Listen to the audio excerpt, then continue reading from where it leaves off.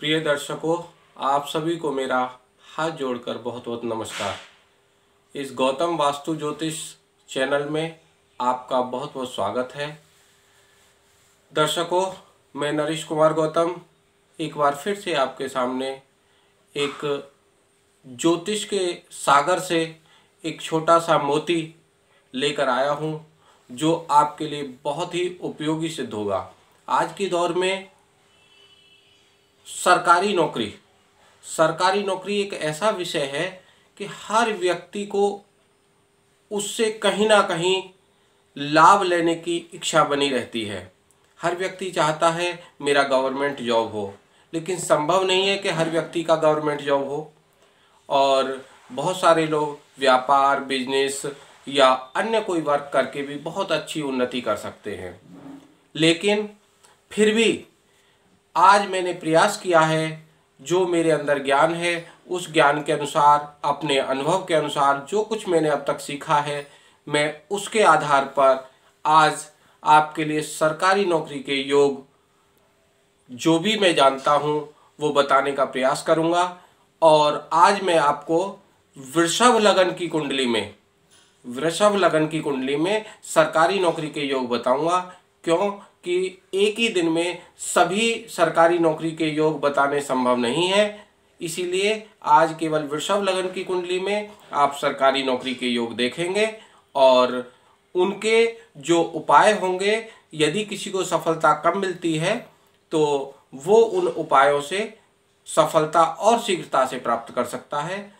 और ये सरकारी नौकरी के योग मैं छोटे से लेकर बड़े तक, यानी कि चपरासी से लेकर आईएएस तक के सरकारी नौकरी के योग आपको बताऊंगा। और कृपया इनको देख के लाभान्वित हों और अपने कमेंट्स मुझे जरूर बताएं और मेरे चैनल को सब्सक्राइब करें, लाइक करें, शेयर करें। आपका बहुत बहुत धन्यवाद और इस वीडियो को देखकर लाभान्वित होते रहें। देखिए, हम सबसे पहले वृषभ लगन की कुंडली बना रहे हैं। ये है हमारी लग्न कुंडली।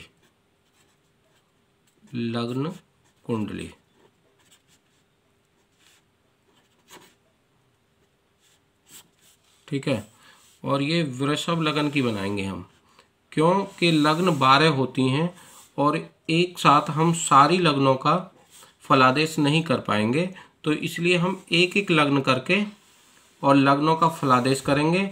मेष लगन की हम स्टार्टिंग में इसलिए नहीं बना रहे हैं ताकि आप स्थान को ना भूल जाएं, क्योंकि स्थान में बहुत लोग मिस्टेक करते हैं कि स्थान अलग होता है और राशियां अलग होती हैं।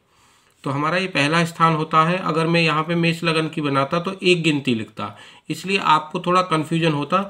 तो मैं पहले सारे लग्नों की जब कुंडली बना लूँगा, सबसे बाद में मेष की बताऊँगा, तो आपका ये कन्फ्यूजन नहीं होगा। तो मैं सबसे पहले, ये हमारा लग्न है और मैं इसमें वृषभ लगन की कुंडली बना रहा हूँ।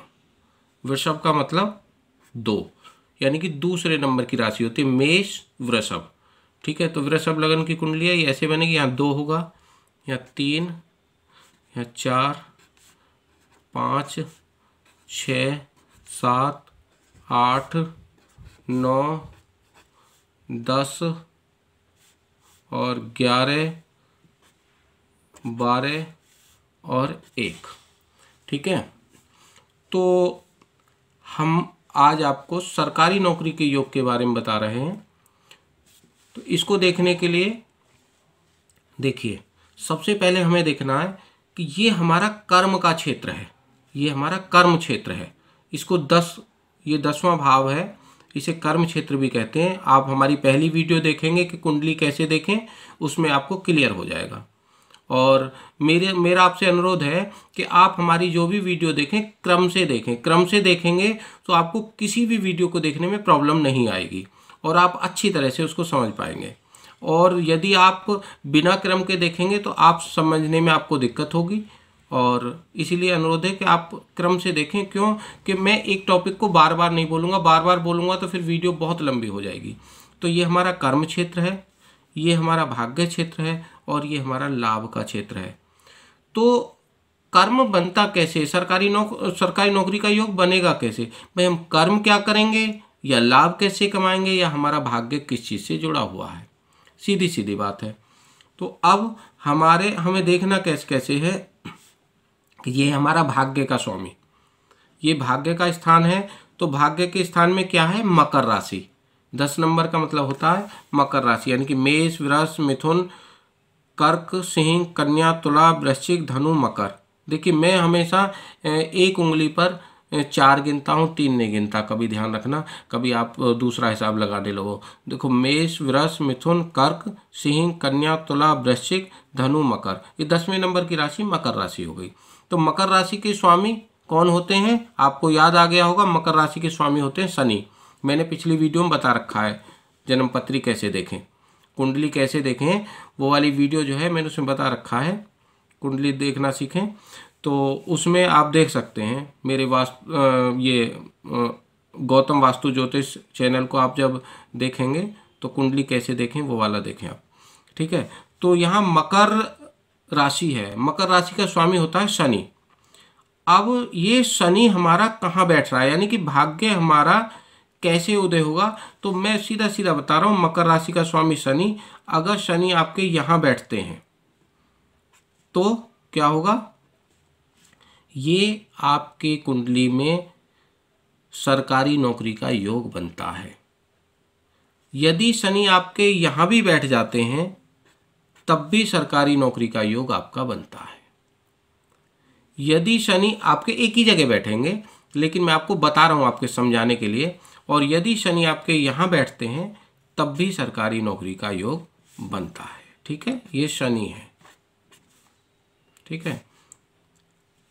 यहाँ आपके इस कुंडली में यहाँ शनि बैठ जाए, यहाँ शनि बैठ जाए, यहाँ शनि बैठ जाए तो सरकारी नौकरी का योग बनेगा, कहीं भी तीनों में से कहीं भी बैठ जाए। तो ये योग आपका कितने % बन गया, 30%। ये 30% योग आपका बन गया।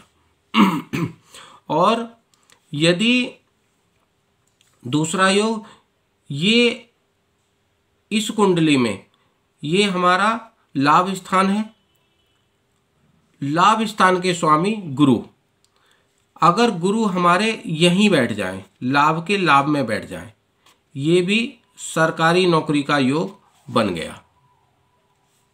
ये कितने % बना, ये भी 30%, ठीक है। गुरु यहाँ भी बैठ सकते हैं, यहाँ बैठेंगे तब भी 30% है, यहाँ बैठेंगे तब भी 30% है। और ये शनि जो हैं, जो कर्म स्थान के स्वामी, ये यहाँ बैठे, यहाँ बैठे, यहाँ बैठे, ये भी 30% योग है। कैसे, इसके स्वामी ये आपका भाग्य स्थान है, भाग्य स्थान के स्वामी अगर भाग्य में बैठ जाएं, कर्म में बैठ जाएं या लाभ में बैठ जाएं तो आपका 30% योग बन गया।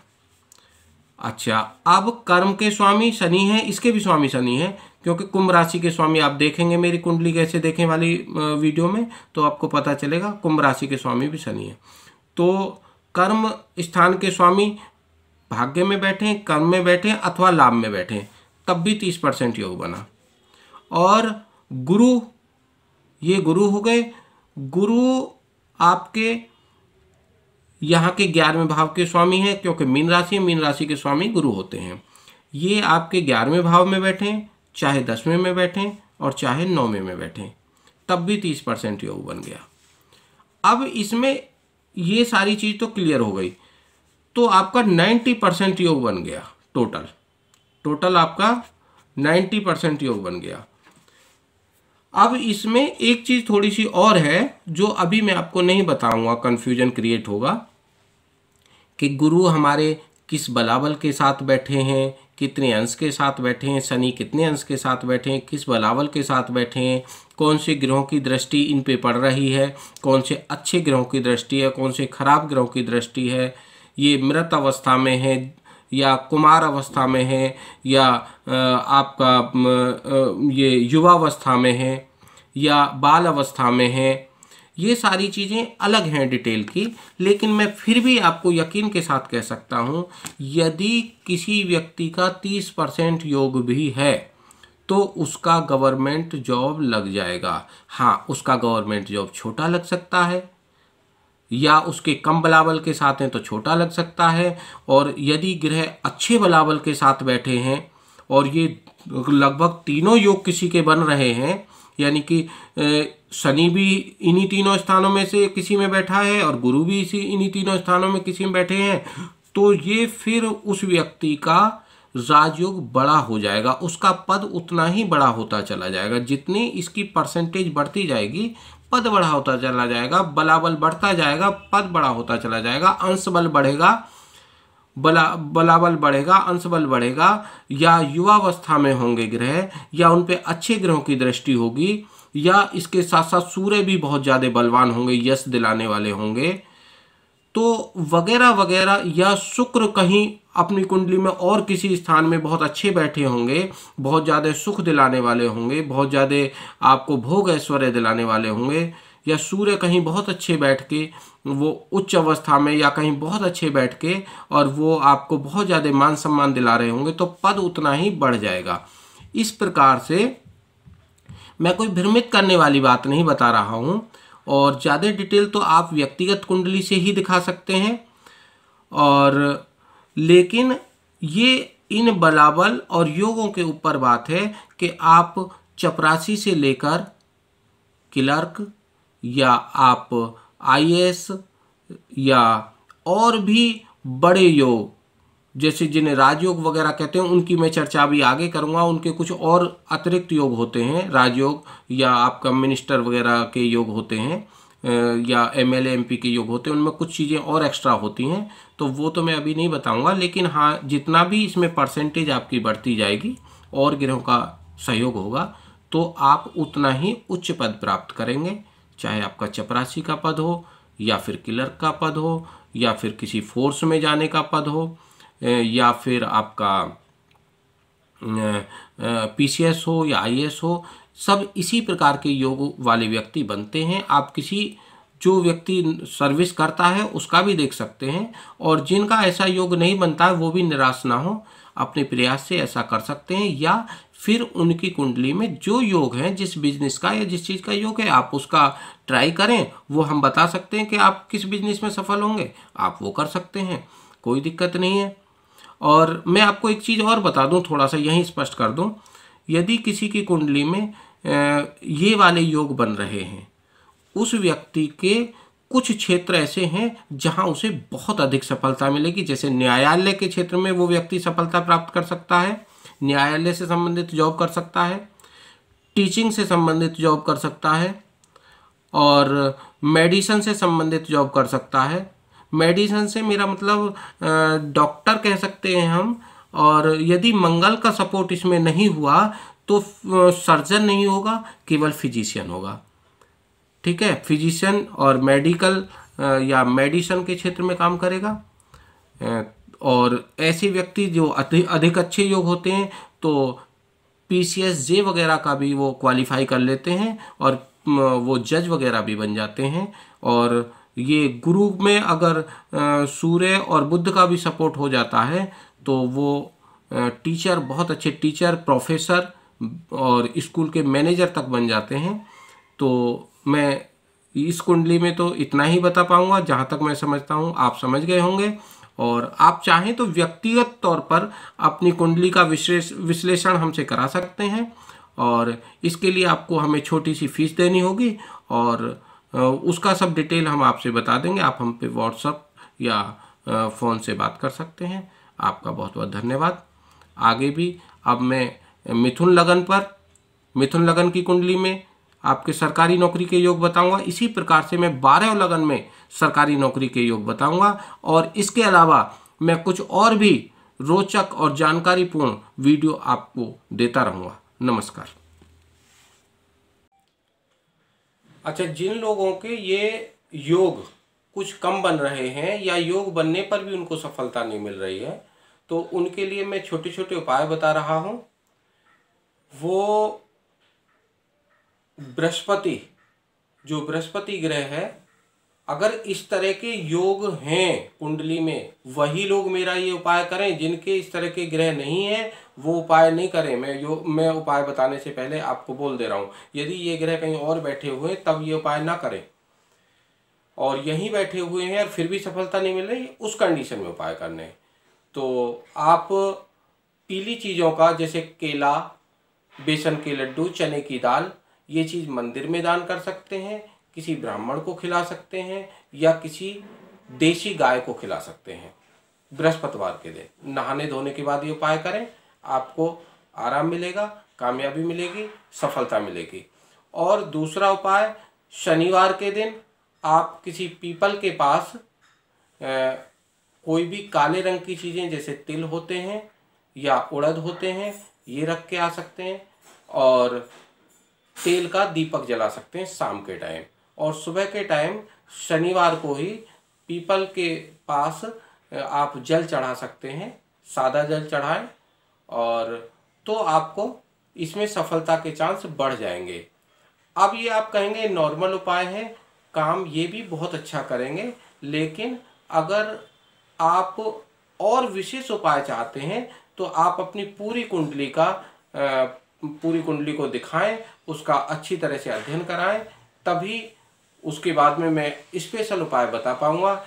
और यहाँ पे मैं वीडियो पर इससे ज़्यादा उपाय नहीं बता सकता, क्यों, कुछ उपायों के कुछ साइड इफ़ेक्ट भी होते हैं। ये नॉर्मल उपाय हैं, और यदि आपके बृहस्पति और शनि इन्हीं स्थानों पे बैठे हुए हैं तो आप ये नॉर्मल उपाय कर सकते हैं। धन्यवाद।